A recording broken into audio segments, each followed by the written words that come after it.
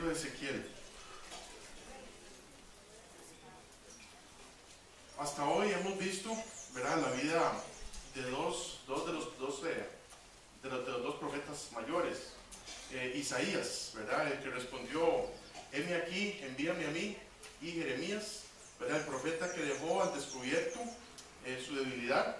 Él estaba argumentando, ¿verdad?, que era niño y que no sabía hablar, ¿verdad? Sin embargo, en ambos casos Dios les provee el conocimiento y la forma en que ellos deben dar el mensaje de Dios. Esta mañana vamos a ver otro profeta mayor, se llama Ezequiel. Pero antes de entrar en los detalles, ¿verdad?, en cuanto a Ezequiel, vamos a hablar un poco, ¿verdad?, acerca de este periodo en el cual Dios se provee de profetas para llevar a cabo su obra. Pero antes de eso, vamos a ir a Dios en oración. Padre Santo, muchas gracias por esta mañana, por estar acá juntos, reunidos. Señor, te pido que tu Espíritu Santo, Señor, nos hable esta mañana, Señor, a través de tu palabra. Padre, que podamos salir de esta mañana, Señor, que podamos salir de este lugar edificado, Señor, y queriendo, Señor, queriendo obedecerte, queriendo poner en práctica lo que tú nos dices hoy a través de tu palabra. Te lo pedimos todo en tu nombre, en Cristo Jesús. Amén. Entonces, después de que el pueblo de Israel había sido liberado de los egipcios, ¿verdad?, y establecido como nación en la tierra prometida, ellos, por su pecado y por su constante idolatría, ¿verdad?, Dios los había entregado nuevamente a los enemigos, ¿verdad? A este periodo se le conoce como el periodo de la cautividad. Los pueblos de Israel y Judá, ¿verdad?, han estado cautivos desde el año 606 antes de Cristo, en distintas épocas. También la Biblia nos habla de la cautividad específica de Israel y de Judá también. También habían ciertos periodos cortos de paz. Aún en el año 71 después de Cristo se dio una destrucción por parte de Tito.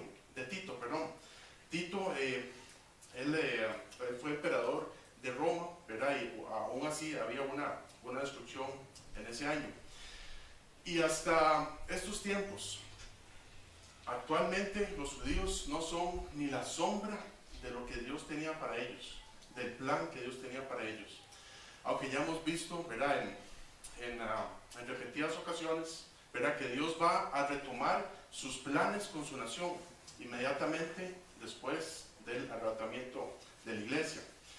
Y lo importante de comprender este periodo es reconocer que sencillamente ha sido el resultado de las consecuencias de un pueblo rebelde.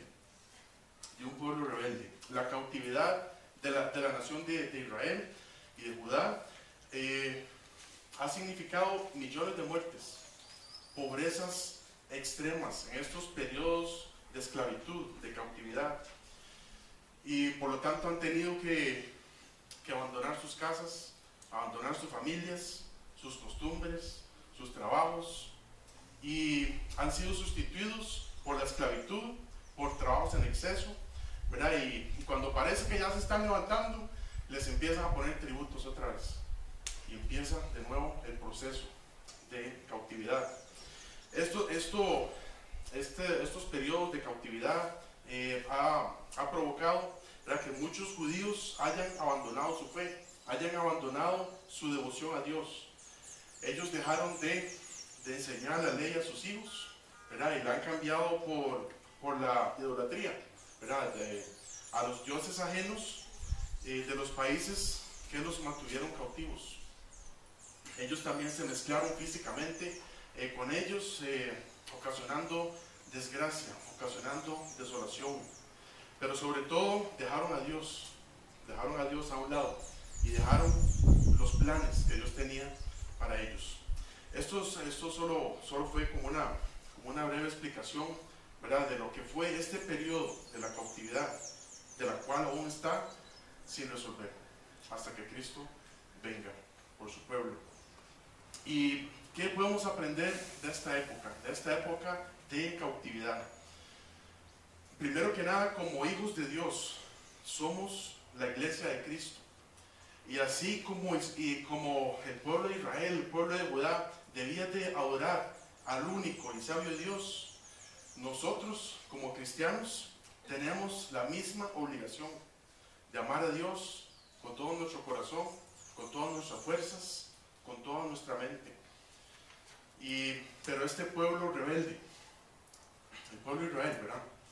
El pueblo rebelde, el pueblo mediocre, dejó algunos enemigos cohabitando con ellos y fue la causa de su ruina y fue la causa de su cautividad. Esos enemigos también en nuestra vida son comparados con los pecados que mantenían viciado el viejo hombre.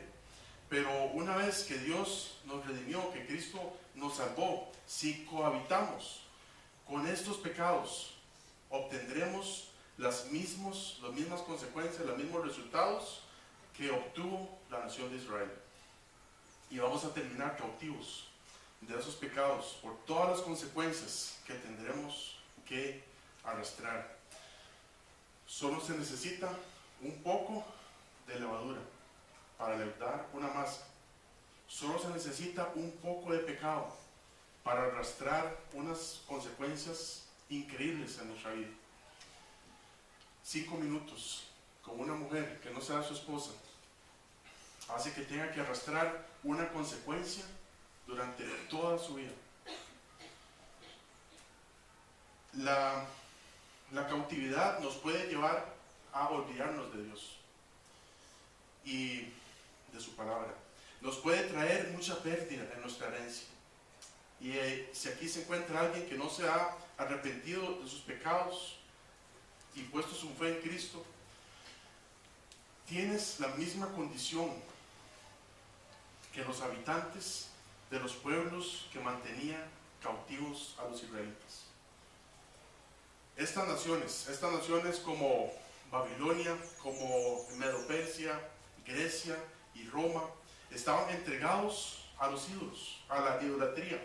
Estos pueblos conocían el poder de Dios, conocían el poder de Dios vivo, pero no querían someterse a Dios, ¿verdad? Sino que adoraban al sol, adoraban a la luna, a las estrellas y hasta los becerros, ¿verdad? Y cualquier otra cosa que no fuera el Dios vivo. Y si no has tomado una decisión por Cristo, simplemente sigues la corriente de este mundo. Tal vez no tengas una vaca, ¿verdad?, en tu casa a la cual te le estés postrando. Pero hay un montón de cosas en nuestra vida que ponemos antes que a Dios. Y tal vez vives en esos pecados sin importar las consecuencias que eso nos pueda traer. Y en medio de todo este caos que vivía el pueblo de Judá, encontramos a Ezequiel. Ezequiel fue un profeta dedicado a anunciar la palabra de Dios al pueblo de Judá. El nombre de Ezequiel significa Dios fortalece, y su ministerio fue desarrollado en los años 597 a.C. Ezequiel anunciaba la palabra de Dios a los exiliados de Judá, es decir, a los que estaban cautivos. Si leemos todo el libro de Ezequiel, el mensaje se basaba en frases que servían para prevenir a los judíos del castigo de Dios. En este caso, Ezequiel era un profeta, y así como también encontramos en este libro correcciones del estilo de vida que los judíos estaban llevando en ese momento. Más de 30 veces se menciona la frase en el libro: sabréis que yo soy Jehová, sabréis que yo soy Jehová. Y esto, el contexto decía, si no obedecen a Dios, sabréis que yo soy Jehová. Él estaba tratando de corregir al pueblo de su mal camino, porque si no, ellos sabrían quién era Jehová. Ezequiel procuraba que el pueblo comprendiera que si la ira de Dios llegaba, si la ira de Dios llegaba a ese momento de cautividad, era por la culpa de ellos mismos, no de Dios. Otro dato interesante es que Ezequiel profetizaba en la época en la cual Daniel ya era famoso, en Babilonia. Solo para que tengamos una idea, ¿verdad?, de la época en la cual estamos hablando. En el capítulo 1 de Ezequiel se describe que aproximadamente cuando el profeta Ezequiel tenía 30 años, él recibió una visión de parte de Dios y acerca de unos seres vivientes. Y del versículo 2 al versículo 28 describe esta visión que se basa en la descripción de 4 seres vivientes, que podemos relacionarlo con las características de 4 querubines. Esta visión nos recuerda un dato importantísimo que ha sucedido con cada uno de los profetas. Y es que antes de su llamamiento, antes de que Dios los llamara a ser profetas, tuvieron una experiencia divina, ¿verdad? Una visión que los dejó en shock, ¿verdad?, que los dejó impactados. Y es muy interesante ver cada una de las reacciones, que tuvieron en cada uno de ellos. Pero aún más maravilloso es ver cómo Dios no solamente les da la visión, las palabras, sino también Él derriba todo argumento y toda la debilidad que hubo en cada uno de los profetas, con el único fin de llevar a cabo su obra. Entonces, en primer lugar, vamos a ir a Ezequiel capítulo 2 y vamos a ver el versículo 1. En primer lugar, vamos a ver que Dios tiene algo que decirnos esta mañana.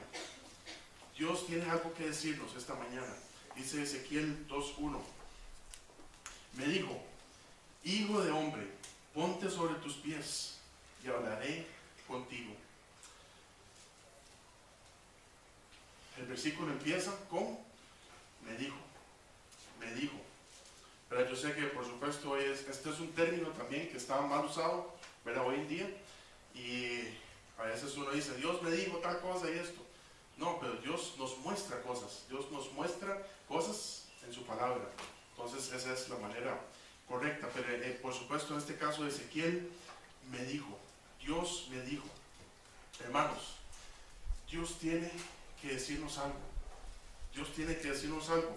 Dios quería decirle a Ezequiel algo y nos quiere decir a nosotros algo. Pero hay dos requisitos antes de que Dios comience a hablar. El primer requisito es comprender cómo veía Dios a Ezequiel, porque es de la misma manera en que Dios nos ve hoy en día. Dios llama a Ezequiel, dice, me dijo, hijo de hombre, hijo de hombre. Solo en este capítulo Dios lo llama 4 veces, hijo de hombre, hijo de hombre. Y en todo el libro de Ezequiel, Dios lo llama hijo de hombre 91 veces. 91 veces, hijo de hombre. En otras palabras, Dios le está diciendo a Ezequiel: usted es humano, usted tiene límites, usted es un hijo de Adán, y yo soy Dios, y póngase en pie, comprenda que aquí el que manda soy yo. Yo soy Dios y usted es humano. Este título de hijo de hombre también, por supuesto, fue utilizado 79 veces a nuestro Señor Jesucristo. Y el uso de este término en la vida de Jesús nos recuerda que Él también vivió en esta tierra como humano.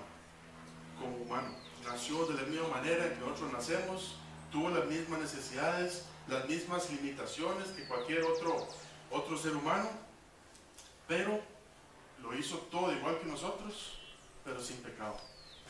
Sin pecado. Y es importante reconocer la humanidad de Cristo para comprender su perfección. Su perfección. Y hoy Dios nos está haciendo el mismo llamado. Él desea hablar con nosotros a través de este capítulo. Pero es necesario que nosotros reconozcamos que somos polvo, que somos hombres y mujeres, hijos de Adán e hijas de Eva, y con muchas limitaciones, y que nos pongamos en pie delante de su presencia para escuchar lo que Él tiene que decirnos. Porque lo que nos va a decir a través de su palabra es: pongámonos de pie, pongámonos a trabajar en anunciar el mensaje de Dios. Dice en 1 Corintios, capítulo 15, puedes dejar un dedo aquí en Ezequiel, 1 Corintios, capítulo 15,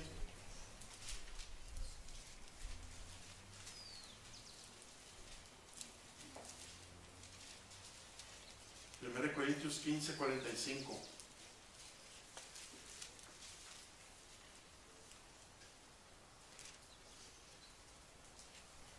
Corintios 15, 45 dice: así también está escrito, fue hecho el primer hombre Adán, alma viviente, el postrer Adán, espíritu vivificante.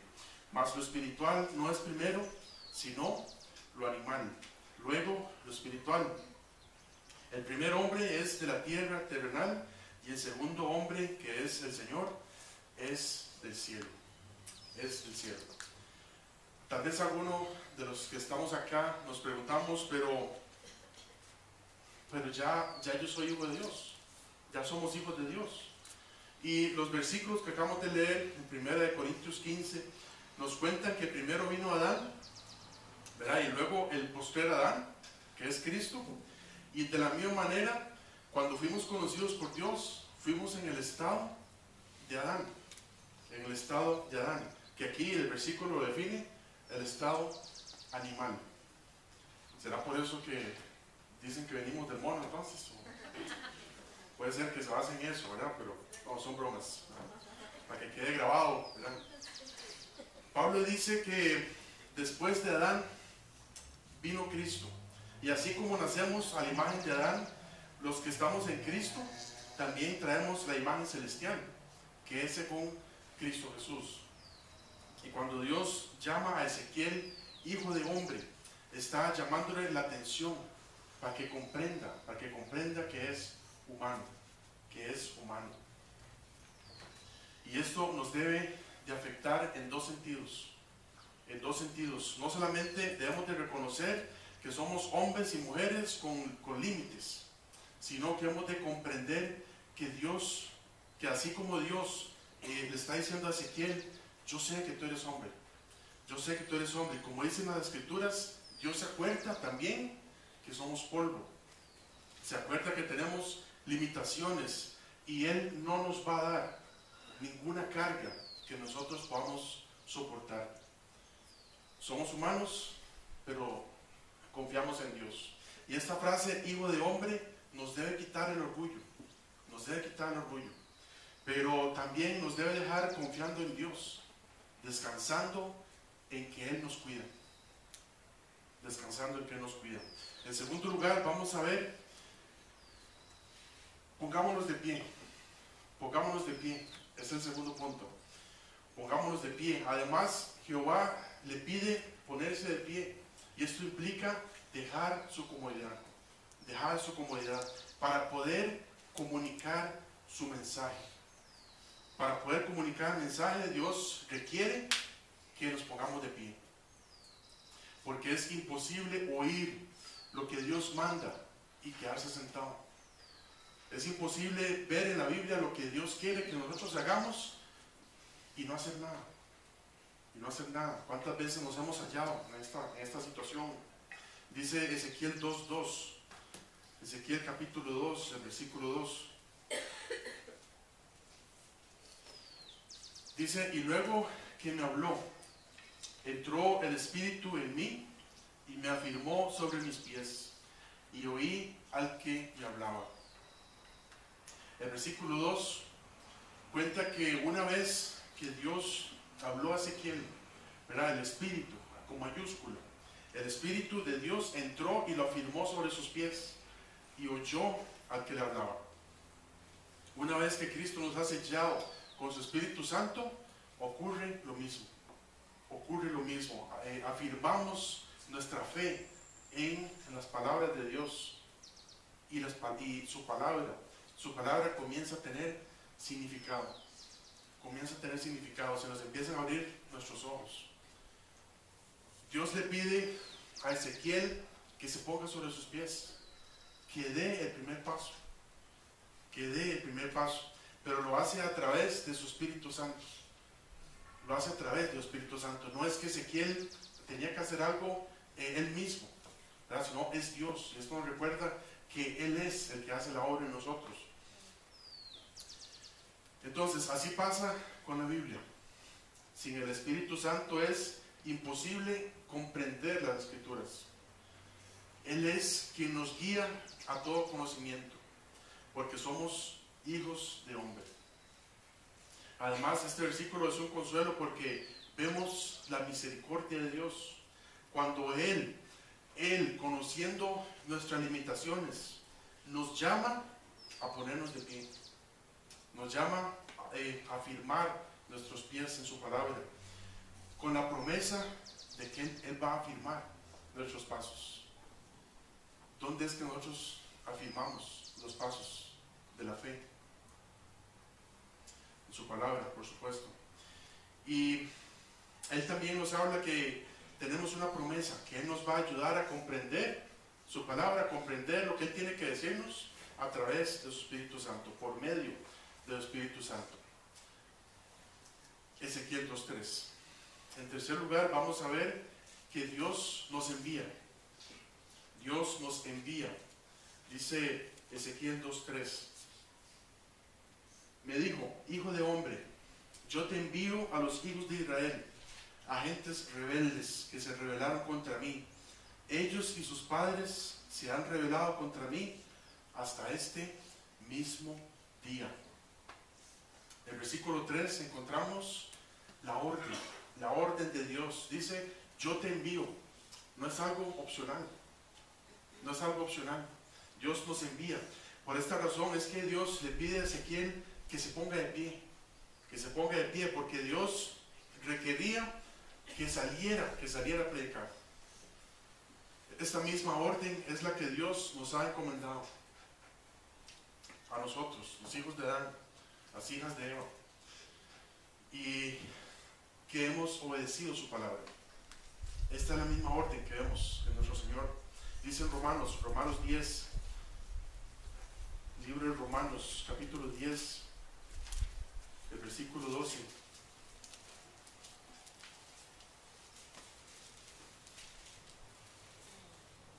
Romanos 10, 12. Vamos a ver hasta el versículo 15. Dice: porque no hay diferencia entre judío y griego, pues el mismo que es Señor de todos es rico para con todos los que le invocan, porque todo aquel que invocar el nombre del Señor será salvo. Pero vea lo que dice aquí 14: ¿cómo pues invocarán a aquel en el cual no han creído? ¿Y cómo creerán en aquel a quien no han oído? ¿Y cómo oirán sin haber quien les predique? ¿Y cómo predicarán si no fueren enviados? Comienzan con una orden, con la misma orden que Dios le da a Ezequiel. Dios nos envía. Dice: ¿y cómo predicarán si no fueren enviados? Como está escrito: cuán hermosos son los pies de los que anuncian la paz, de los que anuncian buenas nuevas. Vemos la misma orden. Dios nos ha enviado a anunciar la paz, la reconciliación del hombre que está enemistado contra Dios todos los días. El hombre natural vive en guerra con Dios. Él es enemigo de Dios. Recordemos que Dios está airado contra el impío todos los días, no solamente los viernes, no solamente los sábados en la noche, todos los días, todos los días. Pero necesita la paz, necesita a Cristo.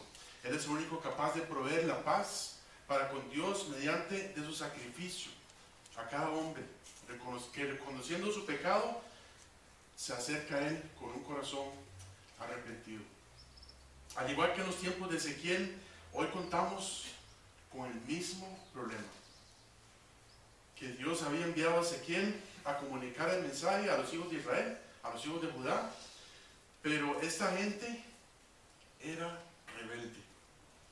rebelde, se habían rebelado contra Dios. Dice Ezequiel 2:4.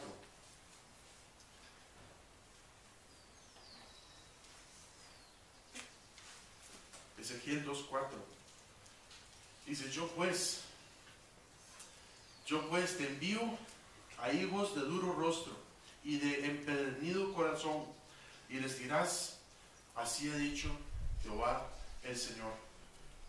Dios vuelve a recordarle a Ezequiel que él lo había enviado, y describe a qué se refiere cuando él llama a la casa de Israel pueblo rebelde.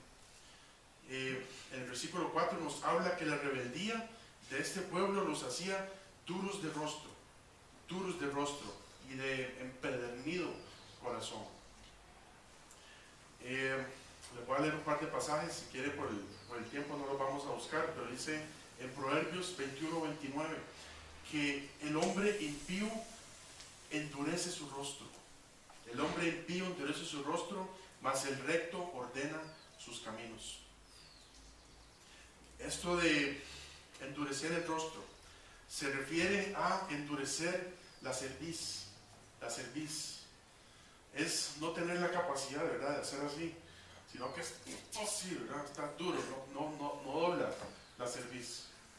Eso es el deseo de inclinarse, no tener el deseo de inclinarse delante de Dios y reconocer su condición y humillarse delante de su presencia. Eso es duro de cerviz. También dice en Hechos 7:51, duros de cerviz e incircuncisos de corazón y de oídos, vosotros resistís siempre al Espíritu Santo, como vuestros padres, así también vosotros. Esta referencia, además, acabamos de leer Hechos 7:51, además de hablar de una dura cerviz, ¿verdad?, cuenta con un corazón incircunciso, un corazón que no ha quitado el pecado de sí. Esta es la misma condición de este pueblo. Tenía un corazón empedernido a pecar, no querían humillarse delante de Dios, ni mucho menos quitar el pecado de su corazón. Y estas son las mismas cualidades que tiene el hombre sin Cristo.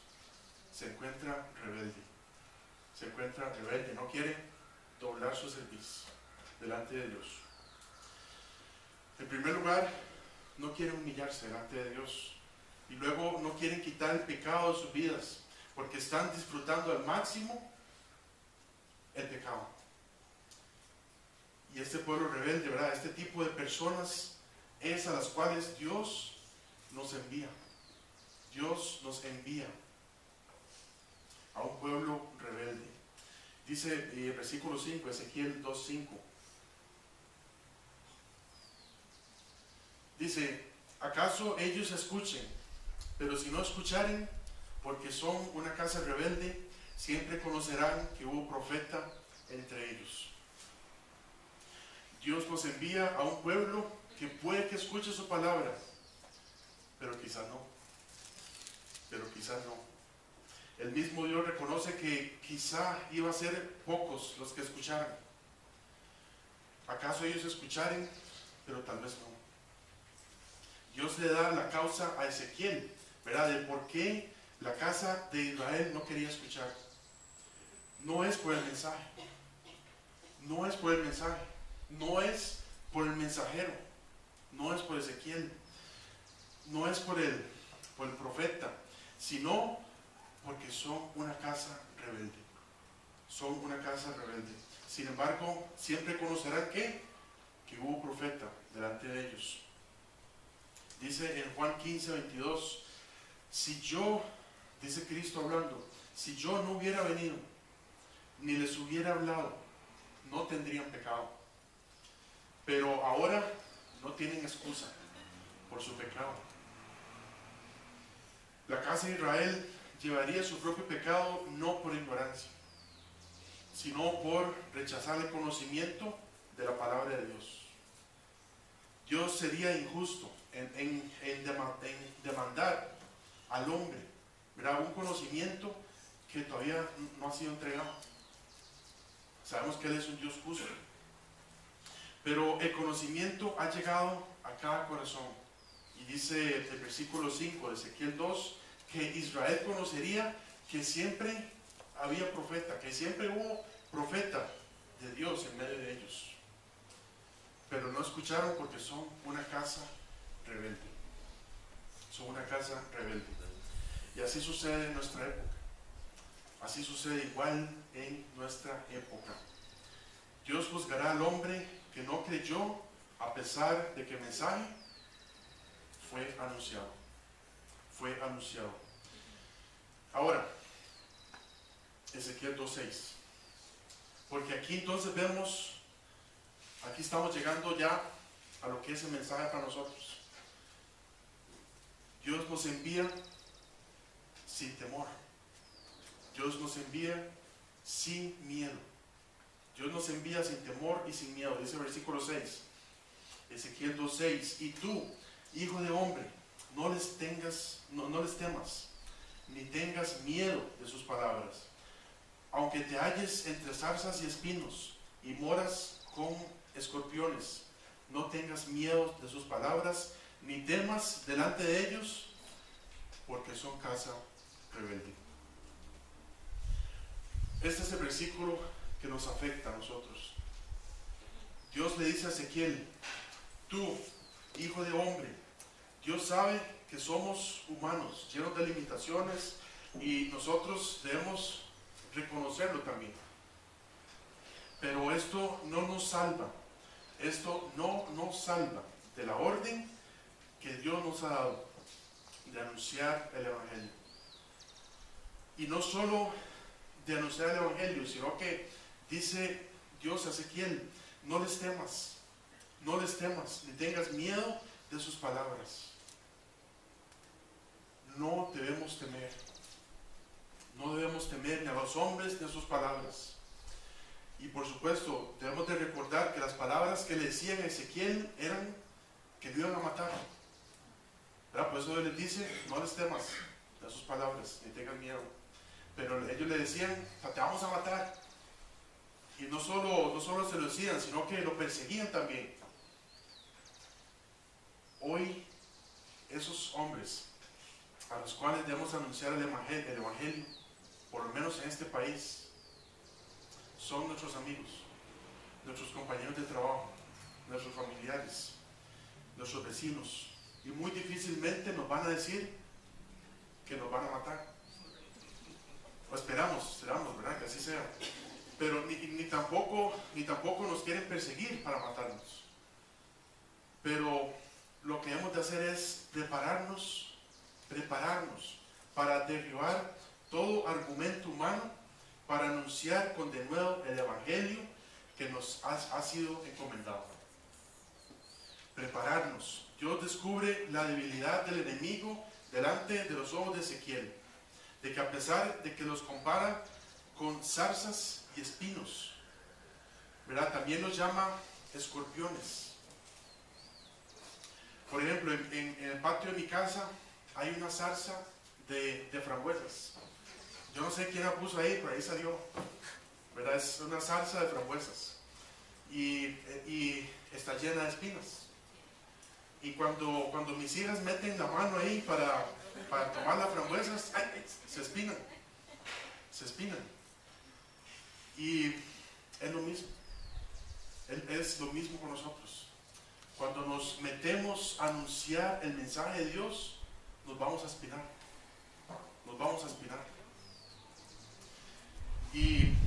Pero Dios nos dice que no debemos de tener temor. No debemos de tener temor. Dice también en 2 Samuel 23:6 que los impíos son comparados con espinos. Y se los voy a leer, dice 2 Samuel 23:6. Mas los impíos serán todos ellos como espinos arrancados. Los impíos serán como espinos arrancados, los cuales nadie toma con la mano. También los los escorpiones. Los escorpiones son conocidos por su mortal veneno. Y hay 9 menciones en la Biblia de este pequeño animal, los escorpiones. Y todos están relacionados con daño. Mira, esta casa rebelde dañaba regando su veneno, animando a otros a que se rebelaran contra Ezequiel.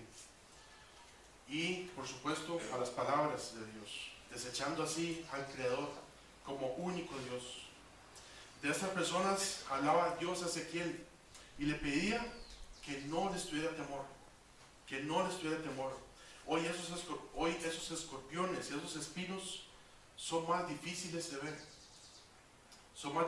ver, ya que se visten como ovejas, se infiltran en las iglesias y su meta es clara. Se aman tanto a sí mismos que desean que los miembros de las iglesias fijen sus miradas en ellos más que en Dios. Buscan enriquecerse más que enriquecer la obra de nuestro Señor. Son amadores de sí mismos más que de Dios. Se ven tan inofensivos aunque riegan su veneno mortal. Pero a pesar de ellos y de sus seguidores, debemos sin temor, anunciar la sana doctrina, anunciar el mensaje. Debemos de señalarles y apartarnos de esos hombres que buscan más la gloria de sí misma que la gloria de Dios. ¿Por qué? Porque no debemos de temer a los hombres. No debemos de temer a los hombres que son comparados con espinos y escorpiones. Porque al final Dios dice, son casa rebelde. Ya están condenados, perdidos, sin Dios, y la condición de este pueblo es crítica. Por eso debemos perderles miedo. ¿Por qué? Porque son casa rebelde. Isaías también los define en Isaías 51, unas páginas a su izquierda. Isaías 51, versículo 12.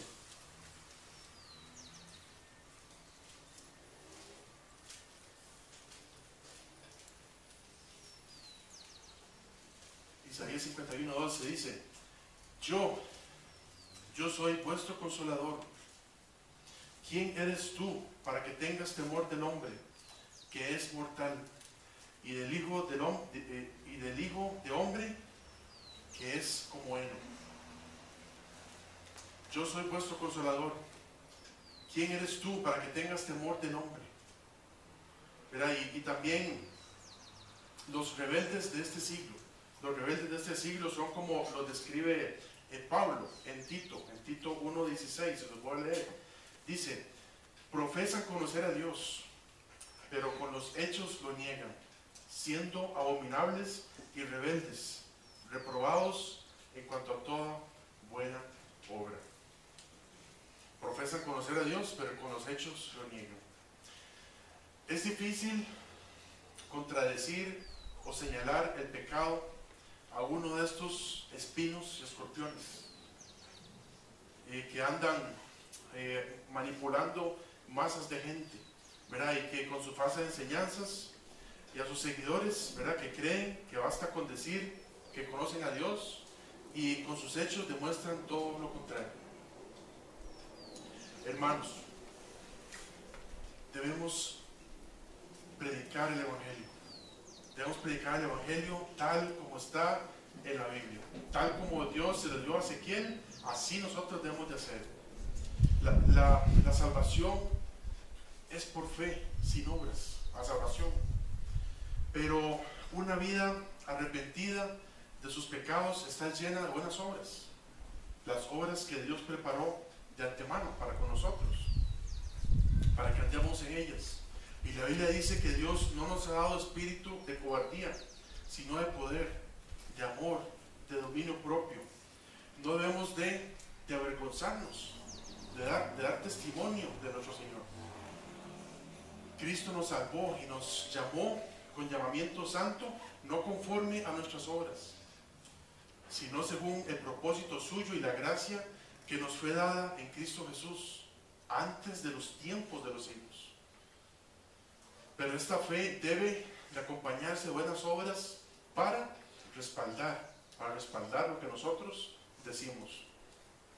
En Ezequiel 33:8, Dios le decía a Ezequiel que este pueblo rebelde de cierto moriría. Si Ezequiel no hablaba para que guarde el impío su camino, el impío igualmente moriría por su pecado. Pero la sangre de este pueblo rebelde, Dios la demandaría de la mano de Ezequiel. Y el versículo 9 del capítulo 38 de Ezequiel dice que si Ezequiel avisaba al impío de su mal camino para que se apartara de él, y aún así el pueblo no se apartara de su camino, el pueblo moriría por su pecado. Pero Ezequiel libraría su vida, libraría su alma.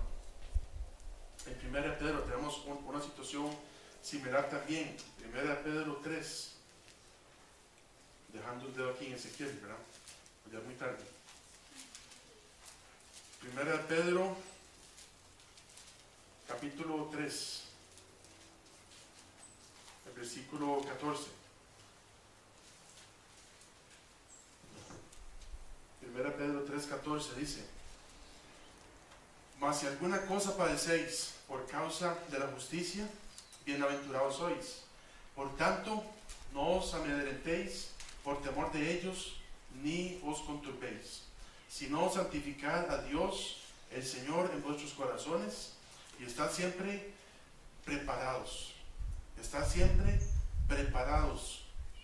para presentar defensa con mansedumbre y reverencia ante todo el que os demande razón de la esperanza que hay en vosotros. No tenemos que tener temor. No tenemos que tener temor de presentar el Evangelio, pero debemos de defenderlo con mansedumbre y con reverencia. Nunca con los que buscan el Evangelio para pelear, ¿verdad? Para pelear, sino con aquellos que demandan razón de ser. Es decir, con los que quieren ser enseñados y corregidos, con los que quieren saber más del Dios vivo. Pero como dice Pedro, debemos de estar siempre preparados para presentar defensa. Es por eso muy importante que nosotros nos involucremos en el proceso de discipulado, de ser discípulos del Señor. Y esto no quiere decir que solo los que tengan cara de buena gente, ¿verdad?, les vamos a presentar el Evangelio, aunque eso sería buena idea también. Pero usted tiene cara de buena gente, yo creo que usted necesita esto, ¿verdad? Pero no es presentar el Evangelio a cada hombre que Dios nos permita. Solo que si después de unas cuantas veces el alma quiere seguir rebelde, ya no es nuestra responsabilidad, porque ya hemos anunciado el Evangelio a esa persona. Y volviendo a nuestro texto en Ezequiel 2:7, dice así: les hablarás pues mis palabras, escuchen o dejen de escuchar, porque son muy rebeldes. Escuchen o dejen de escuchar, porque son muy rebeldes. Pablo también decía en Hechos 20, el versículo 26, que por tanto yo protesto en el día de hoy, que estoy limpio de la sangre de todos. ¿Por qué? Porque no he rehuido anunciaros todo el consejo de Dios. La responsabilidad de anunciar el Evangelio es nuestra. Y Pablo dice que él no rehuía anunciar todo el consejo de Dios. Pero nosotros, ¿qué hacemos? ¿Y qué hacemos? Nos escondemos para que nadie nos pregunte nada acerca del Evangelio, porque tenemos temor. de sus palabras, tenemos temor de sus argumentos, de sus reacciones, cuando lo que debemos de hacer es comprender que son casa rebelde, que son casa rebelde. Una vez nosotros fuimos casa rebelde, pero por la pura gracia de Dios, ahora Dios nos quiere usar para llevar ese mensaje a la casa rebelde. Ya sea que escuchen o no, ese no es el asunto. El asunto es obedecer a Dios. Nos toca obedecer a Dios. Dice en Ezequiel 2:8, dice: mas tú, hijo de hombre, oye lo que te hablo, no seas rebelde como la casa rebelde. Abre tu boca y come lo que yo te doy. Dios le dice a Ezequiel lo mismo: no seas rebelde, no seas rebelde. Abre tu boca y come lo que yo te doy. Y esto, somos rebeldes. Somos rebeldes cuando decidimos no anunciar el mensaje de Dios. Estamos en la misma situación. La gente sin Cristo es rebelde porque no quiere humillarse delante de Dios. Pero nosotros somos rebeldes, los que ya tenemos el mensaje de Dios, lo que podemos hacer una diferencia en la vida de las personas. Somos rebeldes cuando decidimos no anunciar. No anunciar. Y dice: no seas rebelde, abre tu boca y come lo que yo te doy. ¿Qué fue lo que Dios le dio a Ezequiel? Dice el versículo 9, Ezequiel 2:9. Y miré, y aquí una mano extendida hacia mí, y en ella había un rollo de libro. Y lo extendió delante de mí, y estaba escrito por delante y por detrás. Y había escritas en él endechas, lamentaciones y ayes. Es un libro lleno por ambos lados, que contenía endechas, contenía lamentaciones, contenía ayes. Es un librito lleno de lamentos, de dolores. Esto es lo que Ezequiel debía comer. Y el hecho de que este rollo de libro hablara de tanto dolor nos enseña a nosotros que debemos saber bien cuál es el resultado del pecado en la gente. Va a ser dolor, va a ser llanto, va a ser por toda la eternidad quemándose en el infierno. Esas son las consecuencias del pecado. Los que no quieren arrepentirse de su mal camino. El hecho de que, otra vez, el hecho de que este rollo de libro hablar de tanto dolor nos enseña que debemos de saber bien lo que le hace el pecado al hombre. ¿Para qué? ¿Para qué? Para anunciarlo. Cuando uno sabe que alguien está sufriendo, cuando uno sabe que tiene la solución, usted quiere decirlo. Uno quiere decirlo. Por eso es importante comprender cuáles son las consecuencias, cuál es el fin, ¿verdad?, del hombre sin Cristo. La gente se querrá apartar de su pecado si comprende las consecuencias. Si comprende las consecuencias. Si estás sin Cristo. Si estás sin Cristo, la consecuencia de no arrepentirte de tus pecados es muerte. Muerte espiritual, muerte eterna, apartado de Dios por toda la eternidad en el fuego eterno. No seas rebelde. No seas rebelde. Escucha el mensaje de Dios y arrepiéntete de tus pecados y pon tu fe en Cristo. Si ya lo hemos hecho, cristianos, la razón por la cual no anunciamos el mensaje de Dios, la razón por la cual no anunciamos el mensaje de Dios es el temor y es el miedo. Reconozcámoslo. Uno puede inventar muchas excusas para no evangelizar. No, es que tengo pereza, que mejor otro día, y esto, que el otro. Es el temor y es el miedo. ¿Cuántas veces nos hemos quedado paralizados por el temor y por el miedo? Dios le dice a Ezequiel: no tengas temor, no tengas miedo. Y es lo que nos dice a nosotros hoy. No tengamos temor, no tengamos miedo. Y a veces tememos que nuestros amigos nos excluyan de su círculo de amistades, que nos vayan a quitar ahí de Facebook, todo eso,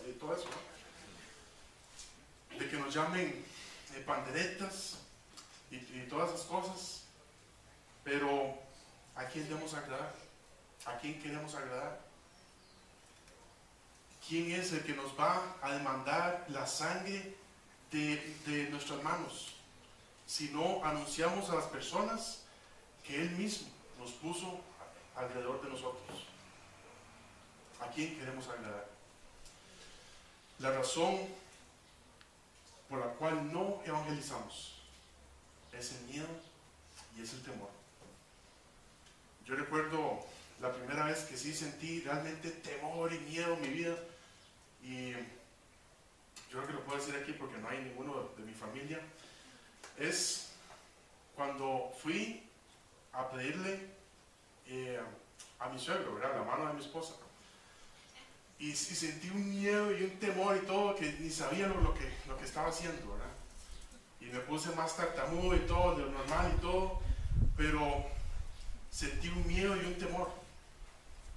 Pero eso se quita después. Eso se quita después. El miedo y el temor. El miedo y el temor se va quitando de nuestra vida una vez que nos vayamos preparando. Una vez que nos vayamos preparando en la palabra de Dios para cumplir nuestra misión de vida. ¿Quieres vencer el miedo y el temor en tu vida? Preparémonos en la palabra de Dios. Oremos. Padre, muchas gracias, Señor, por tu palabra, por tu amor, Señor, por tu gracia. Señor, te queremos pedir, Señor, que en esta mañana, Señor, a través de tu palabra, a través de irnos preparando y ser perfectos, Señor, en tu palabra, que tú nos vayas quitando el miedo, Señor, y el temor que hay en nosotros. Y es un miedo natural, es un miedo que está en nosotros, pero si nos vamos preparando en tu palabra, Señor, podemos vencer ese miedo y podemos confiar en ti, Señor, de que tú nos vas a ayudar. Una vez que tú le dijiste a Ezequiel, no tengas miedo, no tengas temor, tú le diste a comer tu palabra. Señor, que eso sea igual con nosotros, Señor. Que a pesar de que tengamos miedo, a pesar de que tengamos temor y no queramos evangelizar, que vayamos comiendo tu palabra, que vayamos llenando, preparándonos para disponernos a anunciar, para disponernos a que tú nos uses, Señor. Padre, yo te pido que este sea el mismo sentir, Señor, y mis hermanos, y quedamos, Señor, en tu nombre, quedamos confiando en ti, Señor. Te lo pedimos todo en Cristo Jesús. Amén.